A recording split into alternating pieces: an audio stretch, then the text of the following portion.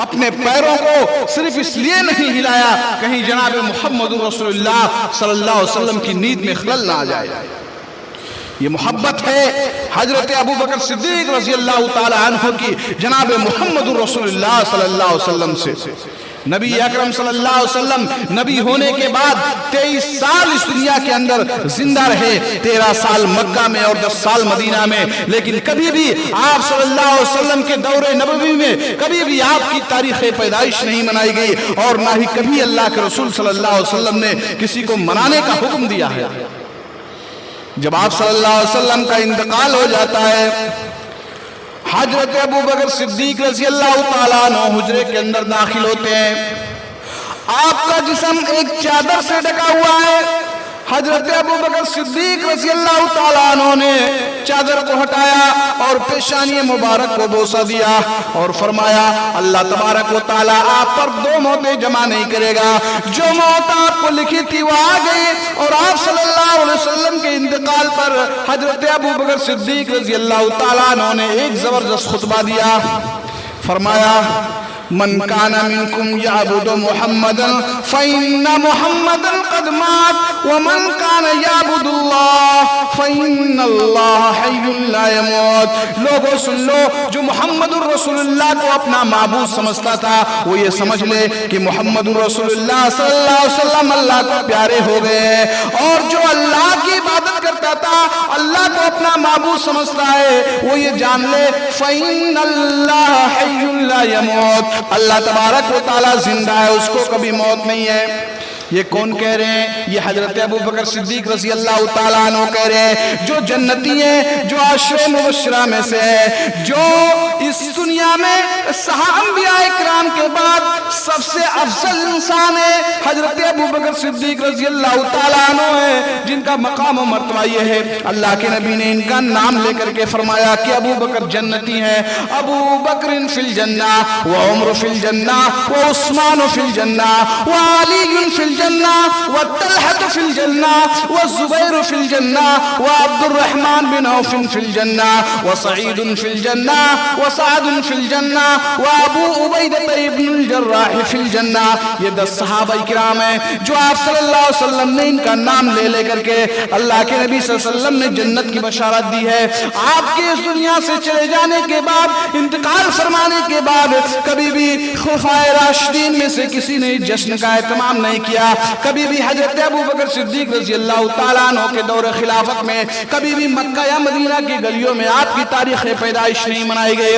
کبھی بھی حضرت عمر فاروق رضی اللہ تعالیٰ عنہ کے دور میں کبھی بھی جشن کا اہتمام نہیں کیا گیا. کبھی حضرت عثمان غنی رضی اللہ تعالیٰ عنہ کے دور خلافت میں کبھی 12 ربیع الاول کا جلوس نہیں نکالا گیا. کبھی حضرت علی رضی اللہ تعالیٰ عنہ کے دور خلافت میں کبھی بھی جشن کا اہتمام نہیں کیا گیا. ان کے بعد ائمہ اربعہ یعنی حضرت امام ابو حنیفہ رحمۃ اللہ علیہ, حضرت امام مالک رحمۃ اللہ علیہ, حضرت امام شافعی رحمۃ اللہ علیہ, حضرت امام مالک رحمۃ اللہ علیہ کے دور میں بھی جشن کا کبھی اہتمام نہیں کیا گیا. ان کے بعد تبع تابعین, محدثین, مفکرین, سلف صالحین کے زمانے میں بھی اس کا کہیں ذکر و بیان نہیں ملتا ہے. میرے بھائیوں, آپ صلی اللہ علیہ وسلم کی پیدائش میں اختلاف ہے. سیرت کی کتابوں کے اندر کہیں 9 ربیع الاول لکھا ہے, کہیں 11 ربیع الاول لکھا ہے, مختلف اقوال ہیں, لیکن پیدائش میں اختلاف ہے. لیکن اختلاف وفات میں تو کسی کا اختلاف نہیں ہے.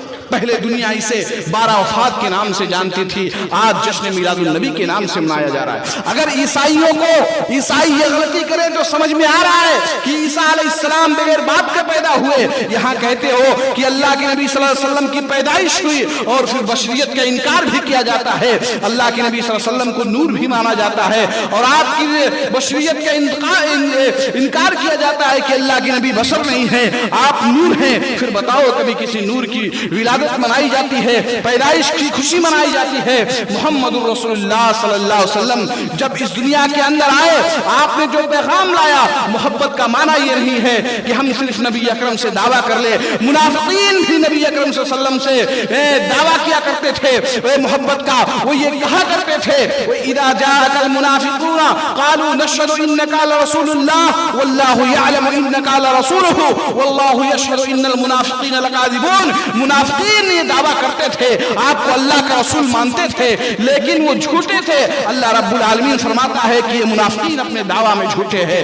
हम तो मुहिब्बे रसूल रसूलुल्लाह सल्लल्लाहु अलैहि वसल्लम से मोहब्बत का दम भरते हैं, आप सल्लल्लाहु अलैहि वसल्लम की मोहब्बत में नारे तो लगाते हैं, लेकिन आपकी इताअत, आपकी फरमाबरदारी और आपने जिन चीजों से मना किया था आज हम वो खुलेआम कर रहे हैं। मोहब्बत ये नहीं है। अल्लाह ताला ने फरमाया, कुल इन कुंतुम तुहिब्बून अल्लाह फत्तबिऊनी युहिब्बुकुमुल्लाह, लोगों अगर तुम चाहते हो कि अल्लाह रब्बुल आलमीन तुमसे मोहब्बत करे, फत्तबिऊनी, तो तुम मेरी इत्तिबा करो। मोहब्बत रसूल का जो मेयार है वो यही है कि हम नबी अकरम सल्लल्लाहु अलैहि वसल्लम की इत्तिबा करें, आपकी फरमाबरदारी करें। हदीस के अंदर आता है अल्लाह के रसूल सल्लल्लाहु अलैहि वसल्लम सोमवार के दिन पैदा हुए हैं। सोमवार और जुमरात के रोजे के बारे में आपसे पूछा गया तो आप सल्लल्लाहु अलैहि वसल्लम ने फरमाया कि सोमवार के दिन मेरी पैदाइश है। अभी जो 12 रबीउल अव्वल आ रहा है, जो 12 रबीउल अव्वल की तारीख है वो जुमा का दिन पड़ रहा है।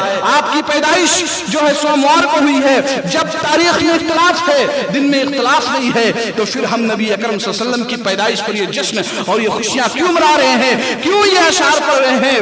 निसार तेरी चहल पहल पे हजारों ईदें रबीउल अव्वल सिवाय इब्लीस के, जहां में सभी तो खुशियां मना रहे हैं। ये बतलाइए कि अल्लाह के नबी सल्लल्लाहु अलैहि वसल्लम के जमाने के बाद खैरुल कुरून, जिन्हें बेहतरीन जमाना कहा गया है, सहाबा इकराम के जमाने में, सहाबा इकराम के दौर में जश्न का एहतमाम नहीं किया गया। ये आपके अशार किन के ऊपर जा रहे हैं? अल्लाह से तौबा करो, अल्लाह से